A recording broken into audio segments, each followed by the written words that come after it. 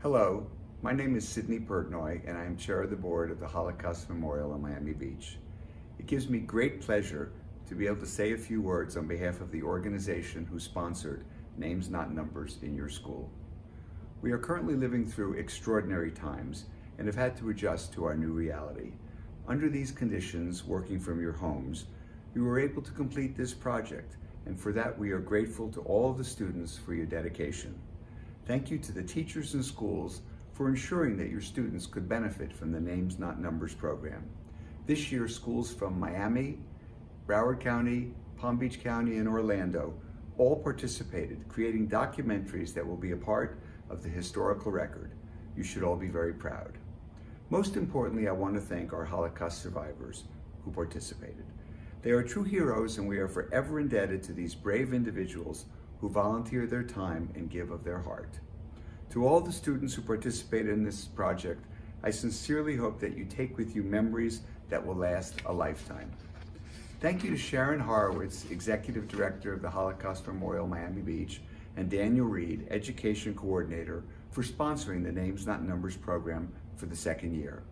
Recognize the importance of this program, the Florida Department of Education generously funded our efforts. Our deepest appreciation to Tova Rosenberg, the director and founder of Names Not Numbers, for creating this program, and to the filmmakers and editors who helped create these films. As time marches on and our precious survivors continue to age, it is up to the next generation to stand up against all forms of racism and bigotry. The films you helped create are a testament to the importance of teaching about the Holocaust and triumphing over hatred. Thank you very much. Hello, my name is Katie Walsh, and I'm the principal of St. Margaret Mary Catholic School in Winter Park, Florida.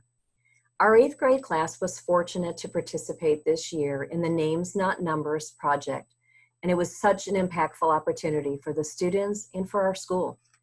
We were pleased to be invited to participate in the Names Not Numbers project by Lisa Bachman and Rachel Lucy Hitt from the Holocaust Memorial Resource and Education Center of Florida. I thank them for making this possible for the students. Thank you also to Danny Reed from the Holocaust Memorial Miami Beach for providing guidance as well as funding. And a sincere thanks to Tova Rosenberg, an extraordinary educator and also the creator of the Names Not Numbers project. Tova provided direction, support, and guidance. Thank you also to our journalists as well as the filmmakers. Throughout this project, the students were mentored by Miss Leslie Preedy, our English teacher here at St. Margaret Mary Catholic School. For decades, Miss Preedy has taught her students about the enormous significance of the Holocaust and the importance of tolerance and respect for all. I extend my heartfelt thanks to the survivors and our one liberator, who graciously shared their brave and remarkable stories with the students. We were so honored to welcome them to St. Margaret Mary Catholic School. Student after student has remarked that their participation in the Names Not Numbers project and their encounters with the survivors, these special people, have forever changed them. It is our sincere hope that this video and the entire Names Not Numbers experience will continue to foster respect for the value and the dignity of each person. Tell me a fact and I'll learn. Tell me a truth and I'll believe. But tell me a story and it will live in my heart forever. The Names Not Numbers Oral History Film Documentary Project is remembering the stories of the Holocaust and is telling the story of the Holocaust for the world to hear, for the world to learn, and to inspire future generations to combat anti-Semitism and all forms of hatred and intolerance. This unique project is in its 16th year. Over 2,500 survivors and 6,000 students have participated in it worldwide. The students were instructed by teachers and professionals. They learned interviewing techniques from journalists. They learned filming techniques and editing skills from documentary filmmakers. The students interviewed, filmed, and edited the 2-hour interviews with each survivor to make 20-minute oral histories that are compiled in the Names Not Numbers documentary at the school. You're about to view the documentary Names Not Numbers, a movie in the making. This film chronicles the students as they are being trained by the professionals and includes their reflections. In it is embedded approximately 10 minutes from each interview. This is the students' work. They're filmed and edited interviews. Through this project, our students are preserving history, and they are the witnesses to the witnesses.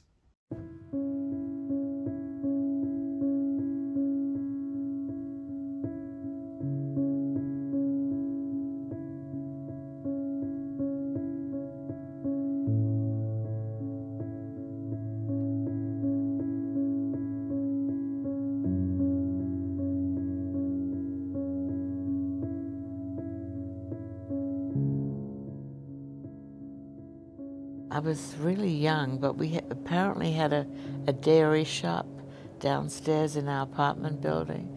And my mother sent me to get some milk. I went to buy the milk, and when I came out, I dropped the bottle, and I fell. And a man rode by on a bicycle, and he yelled at me, and he said, "Get up, you dirty little Jew." We were not allowed to go to restaurants anymore. You couldn't go to any sit-down restaurant because there were signs that said Jews and dogs not allowed. Life became very difficult for Jews. We're fearful of what would happen. For 3 years, I was under Hitler. I was lucky because we were 7 children and 5 survived. As we approached the camp, I saw piles of shoes and bodies. I was horrified to know that such a thing exists. Have I seen any kind of murder? Yes. I've seen hanging, I've seen shooting, I've seen drowning. Any which way you can kill a person, I have seen it. And I don't wish it on anybody. I suffered only because I was born Jewish. You should remember that a Holocaust happened, and I was there.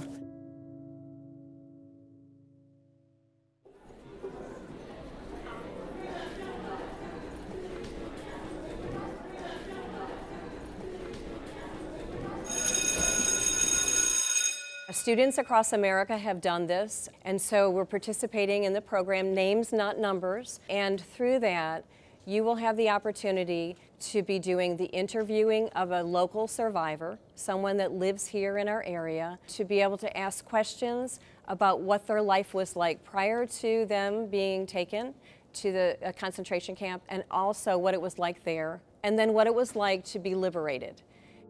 I first heard about the Holocaust when I was around 4th and 5th grade, but it wasn't really in depth. I just heard like there was someone that overtook Germany and tried to make everyone follow him, and he's the leader and overtake the world basically, and that was his plan. I first heard about the Holocaust in 6th grade, but I didn't have a really deep understanding of it yet. And once I started learning about it, it was really crazy to me because I couldn't comprehend how someone could really kill all of those people. I first heard about the Holocaust in 6th grade. I was shocked, but I was also in disbelief, thinking that no one could do something like that. I first heard about the Holocaust when I was in 4th grade in social studies class. I was astonished that people could do that and nobody would stick up and say this is wrong. You just need to know what the right and wrong decisions are and whether or not you should follow someone into doing the wrong thing or just be the one guy that says, no, I'm not going to do that, or kind of decides to step away from it.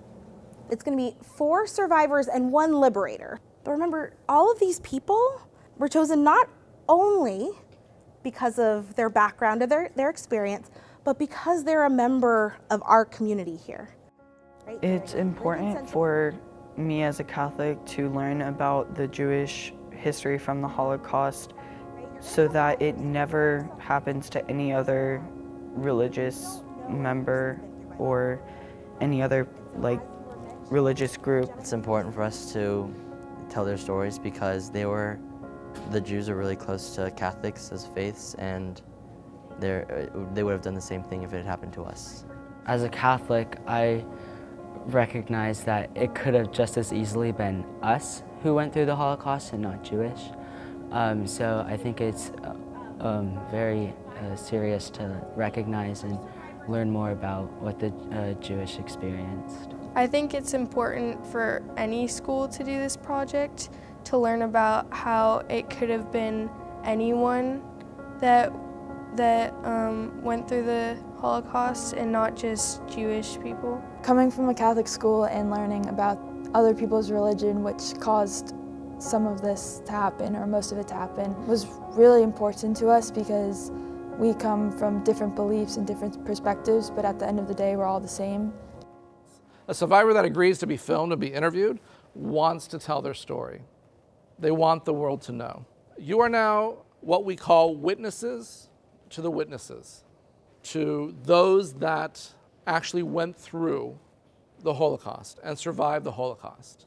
Something that he said that I found really important was that a lot of the survivors are worried that their story won't be remembered, or people might forget that the Holocaust happened, or believe that it didn't happen at all. We have several Holocaust survivors that come every day to tell their story and their experiences to children like you. And I can tell you that one of the things that they are really afraid of is that when they are gone, there will be nobody left to tell their story.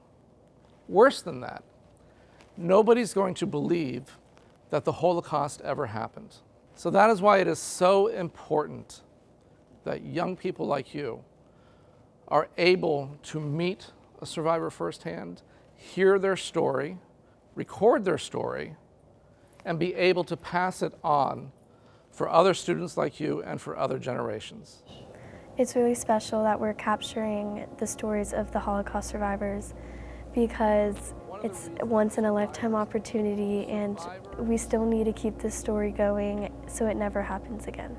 It makes me feel great that our school was chosen to be a part of a project that will continue throughout generations after generations. We're really counting on you to take this very seriously, because as we know, it is such a serious topic, and it's just a great opportunity for us learning so that we don't repeat the mistakes of the past.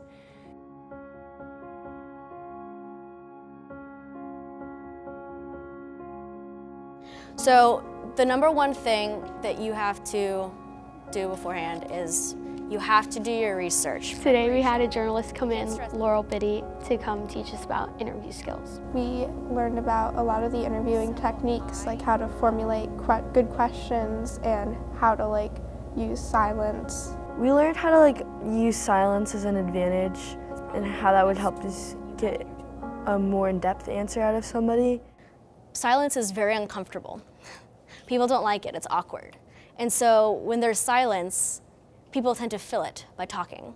You want someone to open up. You want them to tell a story and not give just a short answer, you know? So instead of Something I learned from this class was not to ask yes or no questions during an interview, and to focus more on getting the whole experience and the whole answer. One skill that she taught us was to keep our questions in our chronological order so that we do not get mixed up. It's important to have those stories during the war, after the war, and before, because you want to have the different perspectives they had and their emotions that they had before and after. I'm really excited for you guys, because not only do you get to interview your survivor, but you're also actually going to be recording this for history, right? So this documentary is going to outlive all of us. That's actually the power of filmmaking, right? You immortalize whatever it is that you're recording. It's a program where we get to learn to interview and film what all these people went through, and it's an opportunity to gain a different perspective and a more heartfelt understanding of the Holocaust and what happened. We learned how to operate the camera and the microphones. We learned about the rule of thirds and different shots that you can do at different points through interviews. With filmmaking and any kind of art form, the rule of thirds will apply. So instead of having her right in the center, we would actually have her off on the side, and we would have her eyes on this grid, right? For filming techniques, we learned about how to put it into perspective correctly and then how to use the audio. I've learned how to adjust the camera and angle it while you're interviewing the person. It was my first time and I felt like it was super interesting because now I know how to get a good shot of someone telling their story. I really enjoyed working with the camera because it was really hands-on. I found it really cool and exciting because it's the top-of-the-notch stuff that people use for professional filming. You guys are helping create and add to the historical record. You can make sure that the stories that you hear, the experiences that they had, will never happen again.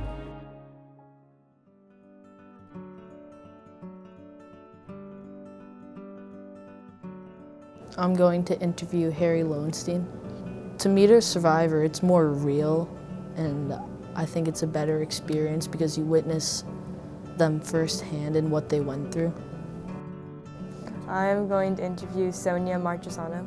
I feel like reading it in a book isn't as good, or you don't retain as much information as being able to see firsthand what they experienced. Today I'm going to interview Eva London Ritt. I'm looking forward to learning more about what happened in that time from a first-hand source.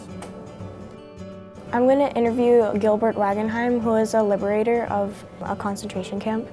I'm excited to learn about what happened to him and how he really helped all the people in those camps. I am going to interview Helen Greenspun. I'm actually really excited to see her and be able to hear her story about the Holocaust. Names Not Numbers, Scene 1, Eva London Ritt. My name is Sonia Marchesano. I was born in Frankfurt, Germany, on March 31st, 1932. My name is Harry Lowenstein. I was born in Fürstenau, Germany, May 26, 1931. My name is Helen Greenspun. I was born in Poland. My name is Gilbert Wagenheim. I was born in Baltimore, Maryland, on November 18, 1921. My name is Eva London Ritt. I was born in Hamburg, Germany in 1933.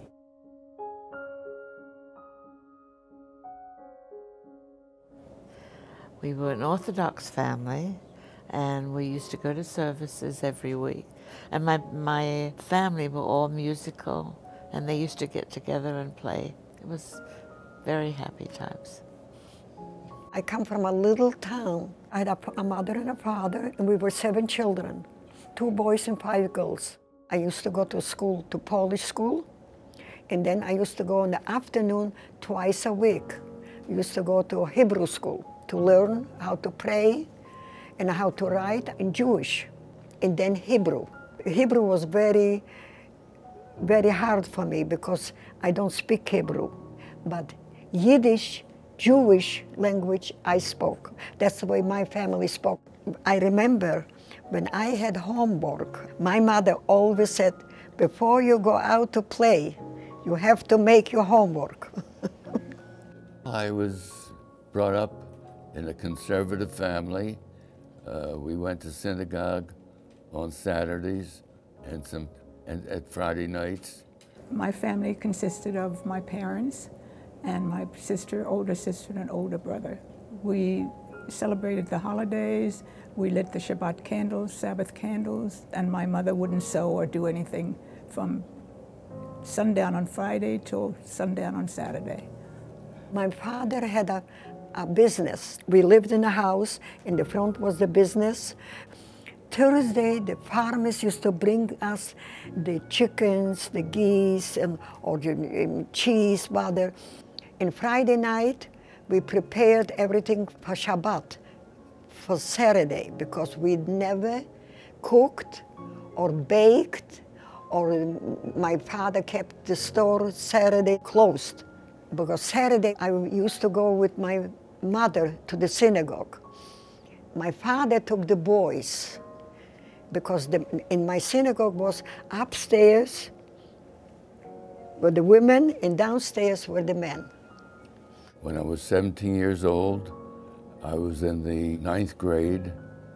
I had to give up day school to go to work and earn money for my family. My father and mother worked in a trouser company making trousers, but in addition, he had a bread route. He would receive bags of challahs, donuts, bagels, and we would deliver that pastries and rolls and such to their houses. It was an Orthodox type living. We followed the rules and regulations. We followed kashrut, which means you don't mix your milk with your meats, and so on. And it was a good, simple life.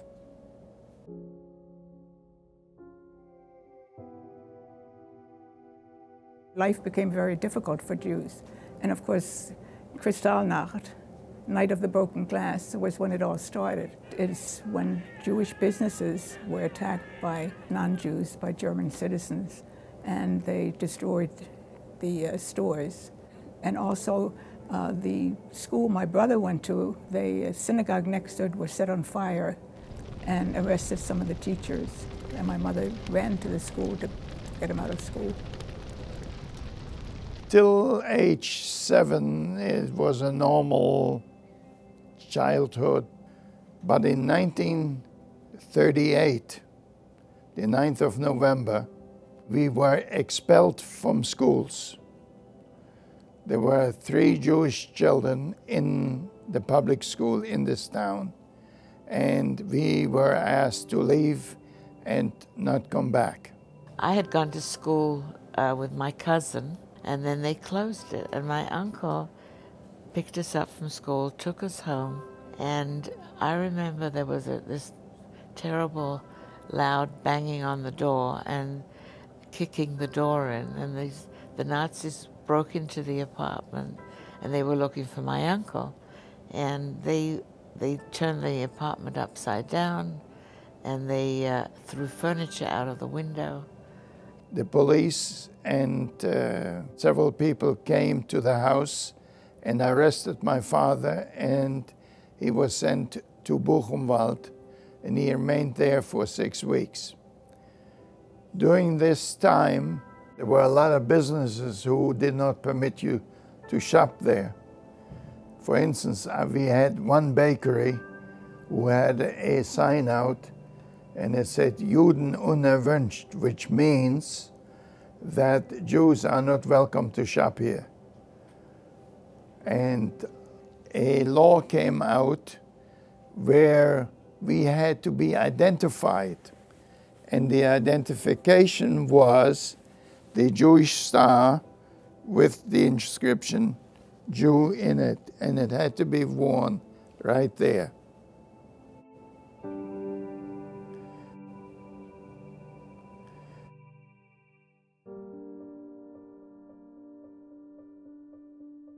As Hitler was coming into power, I was not aware of that. Because I was so young, I wasn't really aware of so much that older children would have been aware of. But the first time I noticed change in town was Britain had already gone to war with Germany. So we had air raid sirens going off, and we'd have to go in the basement for shelter.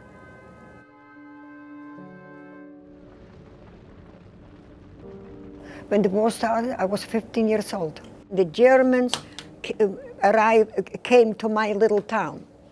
My father went to the synagogue, and he did not have a big beard, but he had a short beard. And he came home, he was beaten, and they ripped, they didn't cut, but they ripped like this, you know, like this, ripped my beard. And since that time, my father never went to his synagogue again. And at home, I didn't have any more food, so my father used to send us to the farm. My father never sent out the boys, only the girls, because I had blonde hair, my blue eyes, and I dressed like a farmer's girl. But the boys, you know, the Germans could tell. That's where we were born, you know that. I remember one time the farmer said the Germans are looking for the Jewish girls because a lot of people, a lot of Jewish families send out girls to the farmer.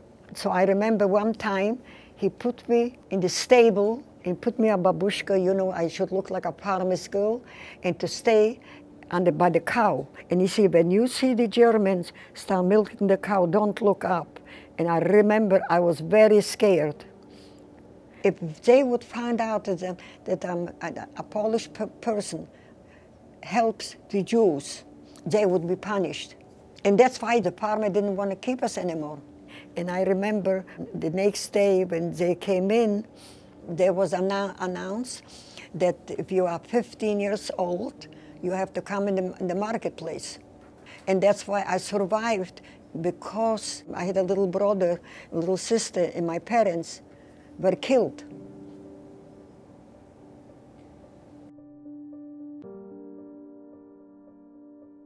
To leave Germany, you had to have go to the American consulate and get a number, and you couldn't just go, like get a ticket like you would today if you wanted to go anywhere. And you had to wait till your turn came up, and you have to have somebody sponsor you in the United States if that's where you were going, and they would have to vouch for you. My mother had a brother who had moved to England in 1933, and she was trying to get papers for us to leave Germany. She managed to get papers, and that's what we left. We went to England. We were able to escape Germany by finally getting permission from the American government that we could come to the United States, and we had to take a train from Hamburg to Genoa, Italy, because the ships sailed from Italy. And when we were leaving Hamburg, the German guards told my father his papers weren't in order and he had to get off the train. But the Italian border guards told my father not to get out of his seat and said, we'll take care of it, and somehow they did. And I'm ever grateful to the Italians for saving our lives, because if we would have gotten off the train, I wouldn't be sitting here. When we got on the train in Germany to go to the Hook of Holland, where we went to get a boat, my mother had made a little basket for the baby, my sister. Underneath the washing basket, she had taken her silver Shabbat candlesticks. You weren't allowed to take anything like that with you. You were allowed one suitcase, but that was important to her, to have the Shabbat candlesticks.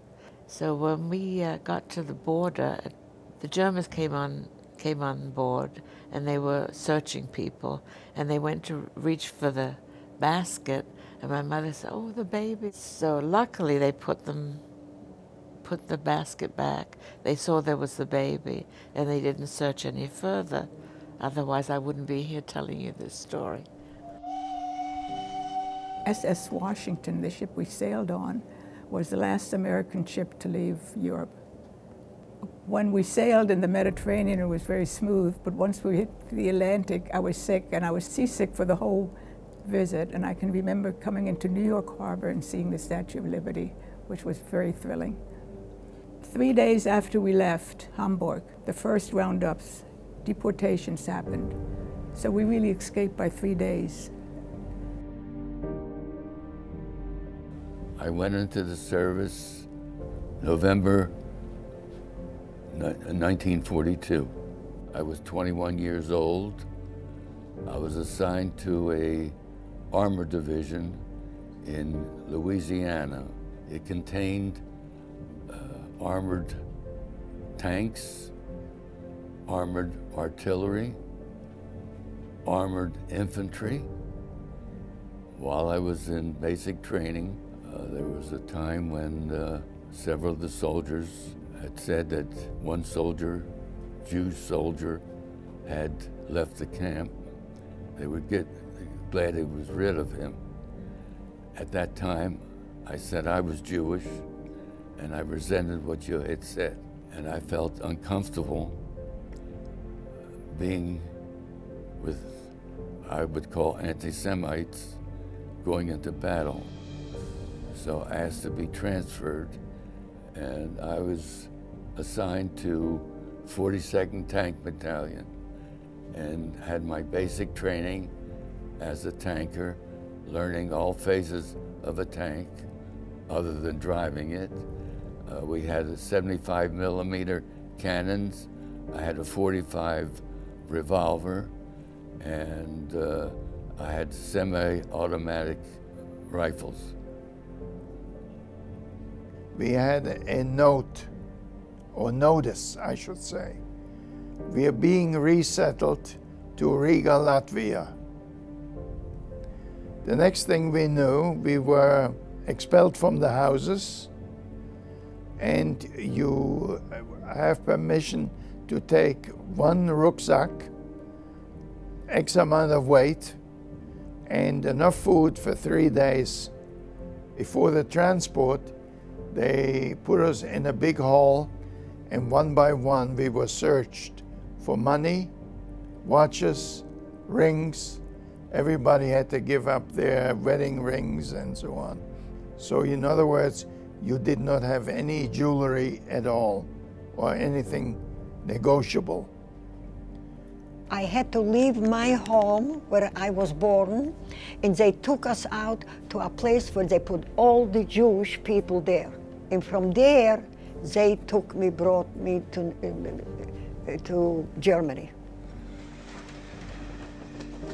They put us on a train. It was during the holiday of Hanukkah, and at Hanukkah you light lights, and once the lights are written, you sing a song, and the whole train sang the song, which was amazing. I still remember it today. After 3 days, we arrived in Riga, and they marched us into the ghetto, which had barbed wire around it, with guards, and they assigned us to an apartment, which normally would be the size for 4, and they assigned the whole Lowenstein family, who were my family, which were 4, my uncle's family, who were 4, and 2 sets of aunts and uncles, plus an aunt. So some slept on the floor, some slept alternately in beds and so on, and it was very, very crowded. They separated the ghetto into a large ghetto and a small ghetto. They separated the Latvian Jewish men from 18 through 45 and put them into the small ghetto. They took all the remaining ones, marched them to the forest, and they had dug pits and made them lay down by 5s with face down on the ground and being shot. And they killed or murdered 28,000 in 2 days. Next, they took my aunt Golda, because she was a widow, and they took all the widows, put them into moving vans, and took them out of the ghetto, and they pumped them, the exhaust into the van, so by the time they reached their destination, they were dead. So in other words, they used it as a gas chamber. A cousin of mine, who was older than I am, they took a few days later, and they took him to the sea, and they just shot about 2,000 young men. My father had 2 sisters in Hamburg, and one was not married, the other one was married. They sent their children, who were older than us, in their late teens, early 20s, to England. My cousins, they, as other Jews who escaped to England at their age, older, not children. They were interned in camps that were really prisoner of war camps. My one cousin, her name was Gertrude, we called her Truda. She was sent to the Isle of Man. And my other cousin, his name was Herbert, was sent to Drummondville, Quebec. And they were in camps with Nazis, German prisoners of war. So they were sent to be with their enemies. In England, life was very difficult because my father couldn't speak English. Well, none of us could, of course. All the children were evacuated. My mother was evacuated with my two sisters because they were very young. And then I was sent to the country, so we were separated. But then things happened. My mother became ill, and she died of TB in 1942. So my sisters and I were sent to a Jewish school in the country. In August of '43, my father and I, we were sent to the concentration camp Kaiserwald. And there they separated the men from the women. And a few weeks later, my mother and my sister arrived in the women's camp. I saw them. And my father became ill, and they returned him back to the ghetto. And the ghetto was liquidated the 13th of November, 1943. And they were all shipped to Treblinka. And that was an extermination camp. My aunts and uncles from Hamburg were taken to Theresienstadt, which was a concentration camp, and then to Auschwitz, where they were murdered. My mother's sister in Berlin, she was married to a non-Jew, and they were ready to deport her, and he said, "Stop, that's my wife." They could have put him on the transport too, what did they care? But he saved her life. And she didn't have to do slave labor, but she had forced labor. She had some terrible jobs that she had to do. And I remember the day my mother found out that her sister was still alive. And she let out a scream and took me with her and ran across the street to a friend of hers. And I remember that like it was yesterday. And sadly, my uncle had a heart attack before he could come to the States, but my aunt later came to the States.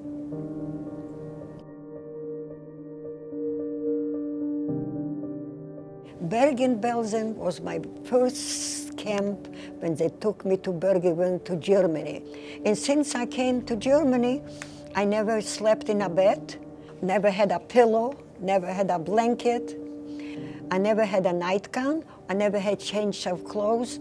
How did we get change of clothes? The Germans brought in a lot of clothes. And this was the clothes from the dead girls who they killed. See? We took their clothes. I never took a shower. I was full with lice. And we go like this, and the lice, we stepped on the lice. For 3 years, I lived like this. When we were in the barracks, and we hear the siren, we had to go out. When we went out, we had to stay close, like outside, and they count us. And if there is not all the people, they knew in which barracks how many girls are there. So they used to count us. When they saw not everybody's out, they used to go in and they asked why he didn't go out. For instance, my oldest sister's named Sonia. She didn't feel good, so she stayed there. And we told her to go out, but she didn't have the strength. So she could stay. But after the third day, if this girl did not go out, this girl was taken out and this girl was killed.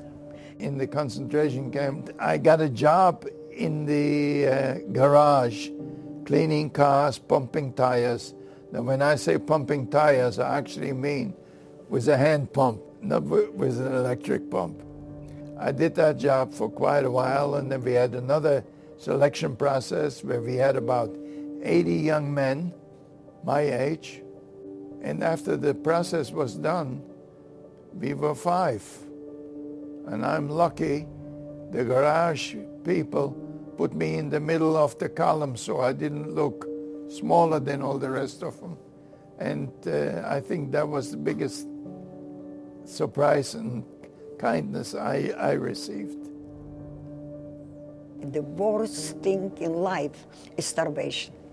The lice, the dirt doesn't bother. Starvation is the worst thing in life, and I was on starvation. In the morning, we had a piece of bread. I knew this piece of bread was for a whole day. And I said, no, I'm not gonna eat now.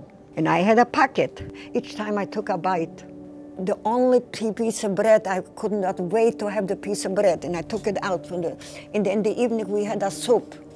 When there was a sweet soup. How it was sweet, we don't know from what. And that's what I lived on, a piece of bread a day and the soup. A typical day was like 6 o'clock in the morning. You got a bowl full of coffee, and that was it. And you went to work. At lunchtime, you had dishwater for soup. And in the evening, you got a piece of bread about this thick. I'll tell you a little story about the bread. When my father was still there, I saw a piece of bread on the bunk. I took it. I brought it to my father. And my father said, where did you get it? I told him, take it back and apologize to the person you took it from. We've had our bread. And when I came back, I got one across the face. You won't believe. I still feel it today. The reason I'm alive, I have to thank to a German. His name is Jan Laskowski. He was a German, but he lived in Poland. He spoke Polish. And he really helped me. And not him, I would not be here today. One time they sent me to work on planes, German planes. Our job was to clean the planes. And there was a little drawer, you know, and everybody, we were looking only for food. I remember when I opened the drawer, in our dark bag fell out sandwiches. We were 3 girls. And if you are hungry, you don't think about the consequences, what's going to happen later. But when we went to back to camp, they checked us, you know. But if you are hungry and you get a piece of bread or I knew that potato, you don't think about the consequences. First you come and eat. We were scared that next time we're going to be punished, but we were not punished. The next day we did the same thing. We were never punished because this German helped us.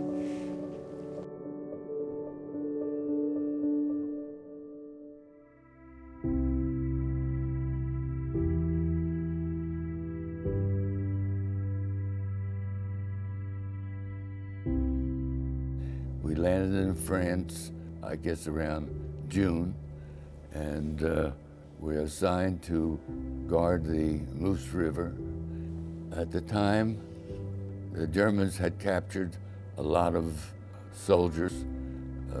They made an all-out run in Belgium, which became the Battle of the Bulge. The Battle of the Bulge was where the Germans had surrounded the 4th Armored Division, and my division was assigned to General Patton's 3rd Army, and we were ordered to go into Belgium, so it took us over 5 days to get there, where there was heavy fighting, and we managed to capture the Germans, beat the Germans, and relieve the 4th Armored Division. I think it was October '44. They liquidated the concentration camp Kaiserwald. They put us on board ship, and they took us to Danzig, or Gdynia as it is called today, which is in Poland. They put us in the concentration camp Stutthof. There again, murder was tremendous. At that time, they started to march us out of the camps into smaller camps, and they were trying to put us onto big columns to go west so we shouldn't fall into the hands of the Russian army. Dachau is a big city, I mean a big camp, yeah, Dachau. I was there in Dachau, and when was the war, United States was fighting against Germany. They came closer, so they took us from Dachau to Allach, and there where I was liberated.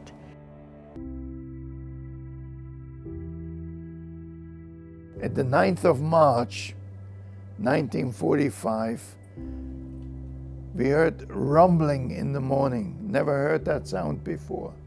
And it came closer and closer and closer. And at 9:05, there was a clock there. I remember it.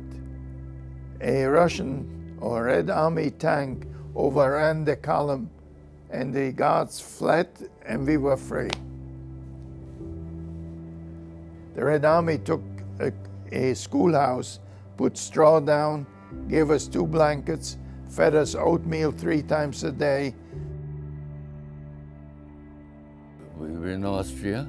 Our reconnaissance was going up down the road when all of a sudden a Jeep was approaching them, waving white flags. It turned out it was the commander of a concentration camp that was located 5 miles back.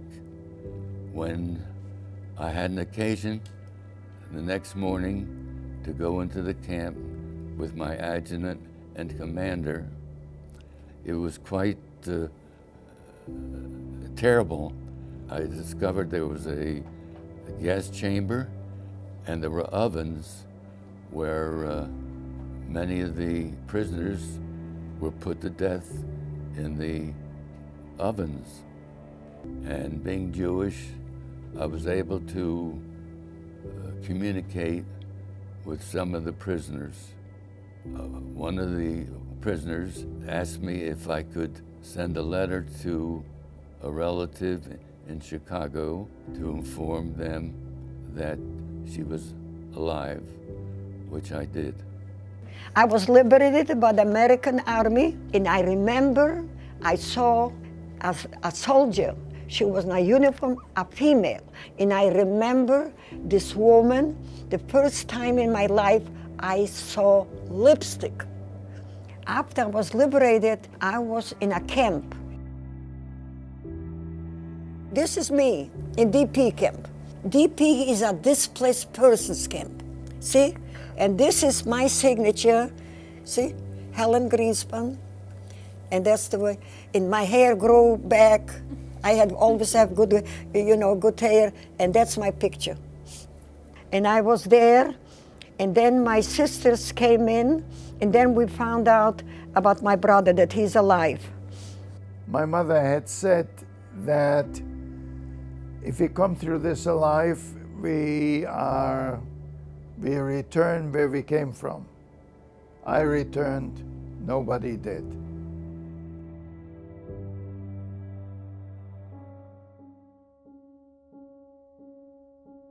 We were still fighting in the central part of Austria, and we captured many prisoners, and I think at that time we were camped out until we were told that the war had ended.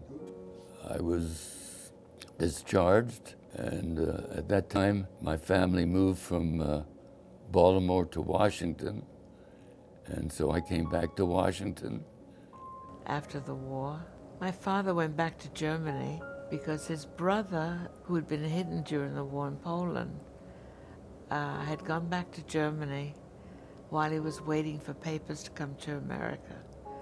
And he had gone back into business. He asked my father to come and work with him. And when I graduated high school, I had the opportunity to go work with my father in Frankfurt. And when I went back after the war, every time I saw a policeman in boots, it terrified me because it brought it all back. And my husband was also born in Germany, and he went on the Kindertransport from Germany to England, and he eventually got to America on the last ship that went over to America. He grew up in Huntington, West Virginia. Then he joined the Air Force, and he was stationed in Vienna at the time, and he came to Frankfurt because he had a cousin that lived there. He told his cousin he wanted to meet a Jewish girl. Here I was. So we met and we got married in Germany in 1954.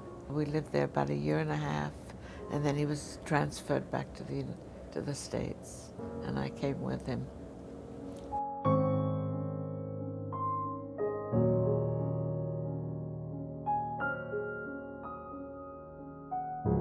I came to America through a Jewish organization. A Jewish organization brought us in because I had no family in the United States. They couldn't sponsor us. So a Jewish organization sponsored me.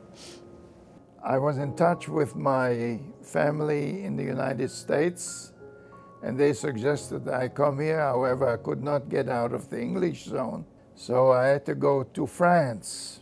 And in Paris, I stayed about 15 months, and I got a visa, and I arrived in the United States by boat, steerage to be precise, on the 29th of March, 1949. We flew on a chartered flight, and I'll never forget passing the Statue of Liberty. It was the biggest thrill of my life.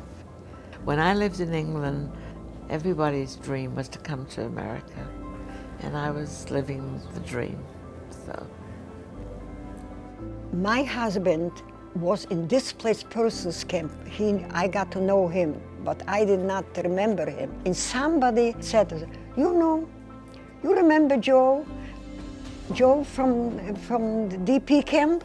And I said, no, I didn't remember. And then he said, he asked for you. And somebody gave him my number, where I was, and he came to see me, and then we got married.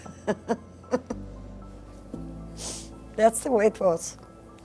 And I was happy.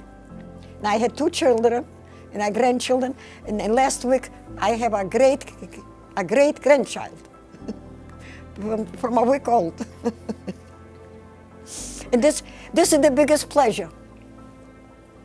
I was a student nurse, and my aunt was going to Lake Placid, New York, and she asked me if I'd like to go with her, and I went, and at the same hotel, David Ritt, who was my late husband, was staying at the hotel. We met, and we started writing and visiting and whatever, and finally we got married. I got married on June 17th, 1956, at the Chizuk Hamuna Congregation Synagogue in Baltimore, Maryland. I have 3 children, and so I have 7 grandchildren. I bought a business in Kissimmee, Florida, operated it with my wife for 30 years. I have a wonderful family, and the lifestyle I'm living today is a dream, and it's wonderful. If I recall, we had a friend that invited 3 or 4 couples, and at that meeting I met the most lovely young lady there. We became friends and then married. My wife and I had 2 sons. In 1965, I believe, my husband and I went to Europe and we stopped in Hamburg. And I had to leave, I couldn't stay. In fact, we changed our reservation and left early because I looked at anybody at a certain age and in my mind, what were you doing during the Holocaust? And I refused to give them the pleasure of speaking German to them. I made them struggle to speak if they had English. I just couldn't. And so that was not a good trip. But when we were invited back by the city of Hamburg, they wanted to reconnect with what was done to the people the refugees who left Germany. And they invited us, and I went with my husband and my brother and sister and a niece and a nephew. It was, you were with a group of people who were also survivors like us. And it's never a trip like going to France or someplace else. It's always, you're surrounded with what happened to your family and what happened to my family too. Mr. Truman sent me an invitation to join the army, and guess where I was sent? Stuttgart, Germany. When in Stuttgart, Germany, I got in trouble. I was assigned to CID as an interpreter. And I was the one who was ordering a sandwich for everybody because nobody spoke German. And there were Germans over there playing cards. And the one says to the other, I said, look over there, those are all green soldiers, and that won the war. And I walked over and I said, and gentlemen, in German, you lost it. And a little scuffle went on, and the MPs came, and since I was the ringleader, I had to report to the colonel the following day. And he said, well, explain yourself. I said, sir, I'm not going to take any insults. I've been insulted in this country for many, many years, and I will no longer take it.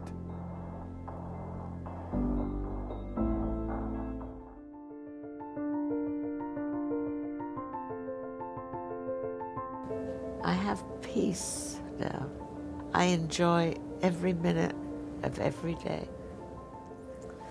And I think I appreciate it more than I would have done if I hadn't gone through the life that I did. There can't be enough education to educate people about not only the Holocaust, but anti-Semitism. I think we have to remember this and actively participate in fighting anti-Semitism, whether you're Jewish or not. Any child was born, any human being is a human being. It should not be because your religion is this and you believe in this. We are all human beings. It should never happen to anybody, whether Jew or non-Jews, nobody. Learn from the past and make what's in front of you better than it ever was before. I represent many heroes who are not here today. We hope that you will never have to confront that again. If you don't tell the story, it will happen again. You should remember, this happened in my lifetime, this happened. It's not a story or you see a film. I lived through, and I'm 93 years old, and my mind is still good. It's always with you, and you can't forget it.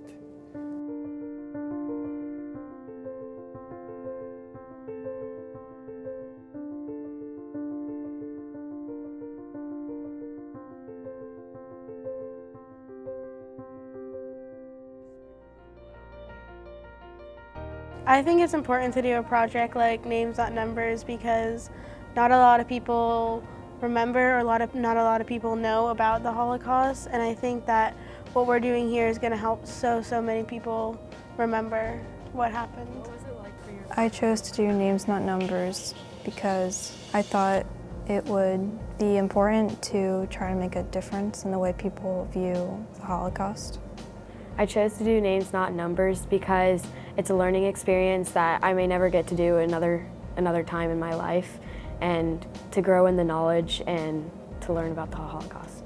After this film, and once people get to see it, the real everything and all of the people talking and the real understanding of it, we can keep learning from it and sharing it to others, sharing it to family, sharing it to friends, to show them the truth and what actually happened from a different perspective. So I think we can all learn from that. With making this film, we can show future generations that the Holocaust did happen and that it was not a good history event and that it should be remembered and never repeated. What was life like for you after that? I learned from Sonia to treat everyone with respect and treat people the way that you would want to be treated. I hope to spread the word to future generations and maybe my family about the experience that I had with her and what I learned. I learned from Harry that we should treat hatred seriously and we should stand up to it and stop it before it gets worse. It's really important because that mentality got him through horrible things like the Holocaust, and it'll definitely get me through my everyday life. When I heard some of those stories, I couldn't imagine having to be in some of those situations, having to do some of the things that he had to do. And a lot of people back then had to go through things that they shouldn't have. We can learn that from a survivor, that to never give up means just to keep pushing and pushing, even if in hard times. I learned that there's always hope, and if you have a bad day, there's always another day. There's always tomorrow.